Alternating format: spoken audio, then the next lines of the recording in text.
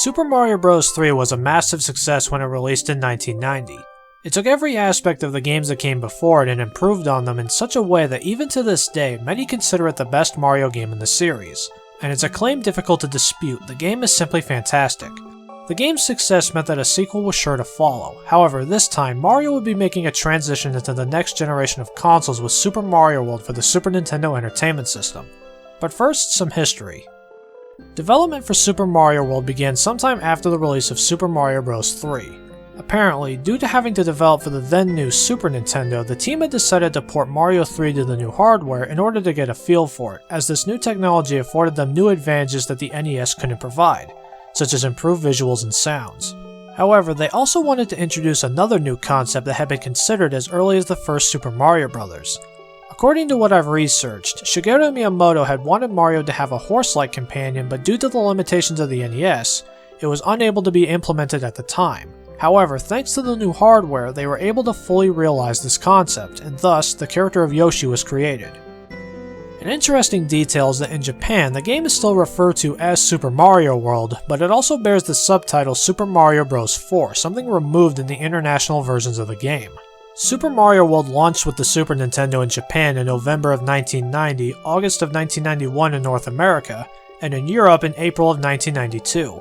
And much like its predecessors, the reception was overwhelmingly positive.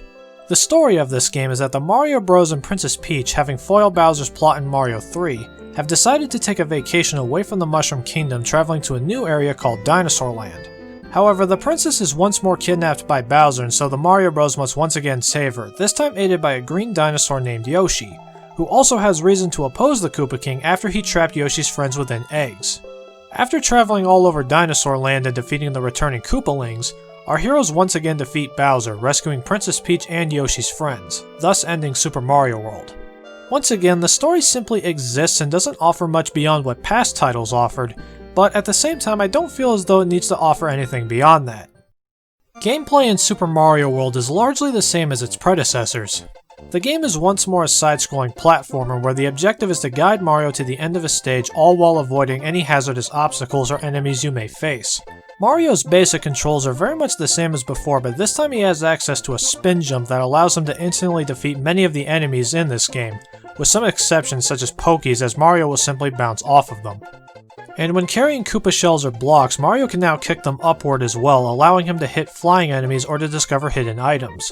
But if there's one adjustment that I absolutely love, it's the changes to Mario's mid-air control. While Mario's mid-air control in Mario 3 was certainly much better than it was in Mario 1, the mid-air control in this game feels perfect. Once you are in the air, you can instantly change Mario's mid-air direction, and any stiffness in the control is now gone. Everything about Mario's control in this title just feels right. With that in mind, I personally believe that this game has the best control of any 2D Mario game, though Mario 3 is a very close contender. Power-ups make their return here, however there isn't nearly as much variety as was seen in Super Mario Bros. 3.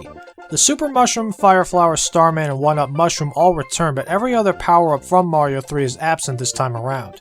However, we do get 3 new power-ups. First is the Power Balloon, which is seen in about 3 stages and is highly situational the few times it does appear, with one exception, assuming you don't try to clear the level using other means. It simply causes Mario to float and slows his mid-air movement tremendously.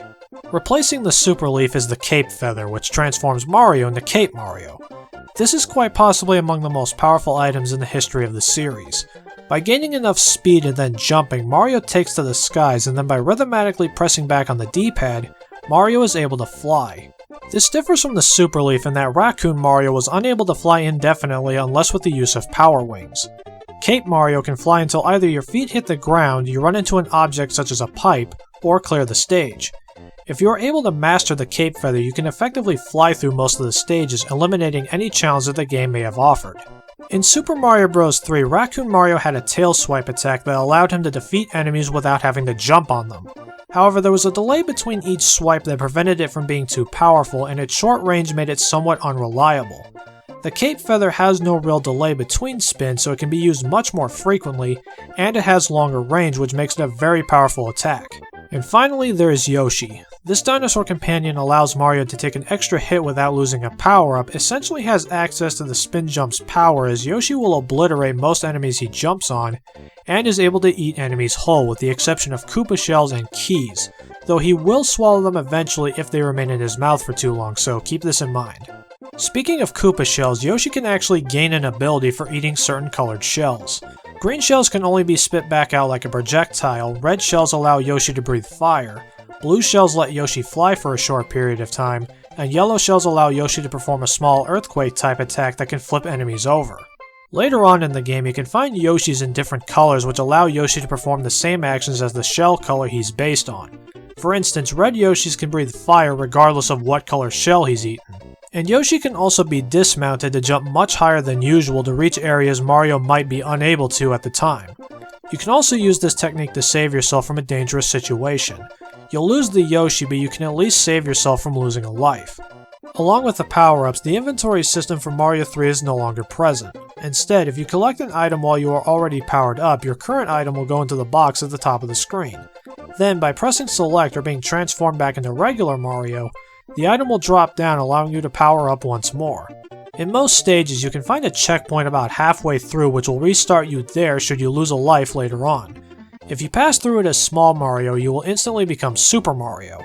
I like this change as even though stages in this game aren't terribly long, it's still nice to not be forced to replay an entire level again should you mess up. At the end of a stage, if you manage to hit the tape, you get points depending on where it was along the post. By collecting 100 points, you are transported to this small bonus game where matching any of the 3 items will grant you 1-ups. There are 9 worlds for you to explore in this game with a total of 72 levels to complete. Now, you don't have to complete all 72 stages to reach the end. In fact, if you know which levels to complete, you can actually go straight to the end, finishing only about 11 stages. In addition, some levels contain 2 exits, indicated by the color of the dots on the overworld. A yellow dot means that the level only has 1 exit, while a red dot means that it has 2. Of the 72 stages, 24 of them have 2 exits, meaning that there are 96 possible exits for the player to locate. Typically, finding a secret exit involves locating this key and placing it into the keyhole. Most of the time, the secret exit opens up a new route for you to take along with a new stage, though sometimes a secret exit can take you nowhere, and sometimes secret exits are required to make progress, as is the case with Forest of Illusion 5 and Chocolate Island 3. Yoshi's Island is the standard World 1, containing basic platforming challenges that prepare you for what's ahead. World 2 Donut Plains introduces ghost houses that, while not too difficult, require a bit more puzzle solving to make it through, but overall are fairly easy. Vanilla Dome is filled with cave-type levels that are fairly easy. Twin Bridges is a fairly short world, but it contains some platforming stages that are somewhat reminiscent of the Skyland stages from Mario 3. Forest of Illusion contains many twists and turns and is filled with plenty of secret exits for you to discover. Chocolate Island is mostly just standard platforming stages, and the Valley of Bowser is also fairly standard, but it does contain some challenging stages. Should you discover the Star Road on the overworld, it will warp you to the Star World. Each level here requires that you find the secret exit in order to progress, and they aren't terribly hard to locate. After clearing Star World 5, you can warp to the Special Zone, home to the hardest stages in the game. After clearing the Special Zone, you are deemed a super player, and upon warping back to Yoshi's Island from there, the entire overworld undergoes a sort of seasonal change, from more spring-like to more autumn-like. And this also changes some of the enemies, such as Koopas trading in their shells for Mario masks. Besides ghost houses, you can also encounter switch palaces, which when pressed, causes dotted blocks to become solid, and in the case of yellow and green blocks, will give you power-ups. And fortresses also return and are a decent challenge overall. At the end of Fortresses, you encounter Reznor, who is fairly easy, just watch the bridge below you as it falls apart after a while.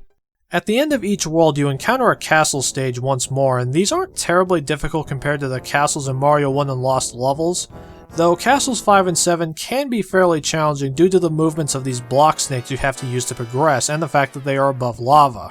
At the end of each castle, you encounter the Koopalings again, returning from Mario 3. While they weren't all that challenging in that title, here the difficulty has been reduced tremendously, making these encounters among the easiest in the entire series. Oddly enough, Ludwig is the only boss besides Bowser and Reznor to have a fight exclusive to him. No other Koopaling battles play out like this, instead being slightly altered versions of each other. And Bowser himself is nowhere close to as difficult as he was in Mario 1 or Mario 3. You simply take his Mecha Koopas and toss them back up at his head until he's defeated. As a whole, Super Mario World is among the easiest titles in the series. The levels, while incredibly fun to play through, aren't very challenging and none of the boss fights pose much of a threat at all. Whereas Super Mario Bros. 3, I think, managed to find a good balance between fun and challenge with a few exceptions, Super Mario World focuses less on the challenge and more on the fun. In that regard, I consider Super Mario World among the best games for a newcomer to the genre, even more so than the first game. This isn't to say that there is no challenge in this game, but compared to past entries, this game is much easier. But I don't consider that to be a bad thing. Sometimes you just need a game that is easygoing and incredibly fun to play, and Super Mario World to me is that game. Graphically, for a launch title, Super Mario World looks great. Everything here is nicely detailed and colorful without being an eyesore. And levels now contain backgrounds, which in past games was used a bit more sparingly. But here, they use them for every stage and it really brings more life to them. I have a particular fondness for these mountainous backgrounds, they just look nice. And the music in this game is fantastic. It all sounds very pleasing to the ears and it really reflects the type of stage you are playing at the time. An interesting detail is that Koji Kondo took the basic overworld theme found in most stages and rearranged it for the other stage themes. Apparently, he did this because he wanted to expose players to different variations of music while using the same melody. Unlike its predecessors, Super Mario World has only received one remake, however it was also included in an enhanced version of Super Mario All-Stars titled Super Mario All-Stars plus Super Mario World. This version of the game is exactly the same as the original release, with the only difference being that Luigi's sprites were changed to give him his own appearance, including new jump and fire flower animations. However, in 2002, the game was remade for the Game Boy Advance, this version titled Super Mario Advance 2. Much like the other Super Mario Advance titles, this game contains the remade Mario Bros. Arcade game, voice samples for the Mario Bros., and a slightly washed out color palette. However, it does contain some other changes from the Super Nintendo original. The game opens up with a cutscene, much like Super Mario Advance 4, this one showing the Mario Bros. And Princess Peach arriving in Dinosaur Land and her subsequent kidnapping by Bowser. In terms of gameplay, the game is pretty faithful to the original, but there are some changes. For instance, Luigi, much like in Super Mario Bros. Deluxe, can be swapped out with the press of the R button on the map. However, unlike that game, Luigi possesses his attributes from the Lost Levels and Mario 2 USA. Though Luigi feels as though he lingers in the air a bit longer than in those titles when he jumps. Using Luigi also makes slight alterations to the Cape Feather, Fire Flower, and Yoshi. Luigi's fireballs bounce higher than Mario's do, and Luigi also has a slight delay when pressing back on the D-pad when flying, though he also gains more height when he bounces back up when doing so. When riding Yoshi as Mario, outside of shells, Yoshi will eat enemies whole and that's the end of it. When Luigi is riding Yoshi, he doesn't automatically eat the enemy. Instead, Yoshi can then spit the enemy out as a projectile as he would with shells, though like shells, if the enemy is in his mouth for too long, Yoshi will eventually eat it. In the original version of the game, you could acquire different colored Yoshis by going to the Star World and entering the level that has that particular Yoshi in it. Here, you still have to do that, but once you do, you can actually get those Yoshis to appear in regular levels depending on what power-up you're using at the time.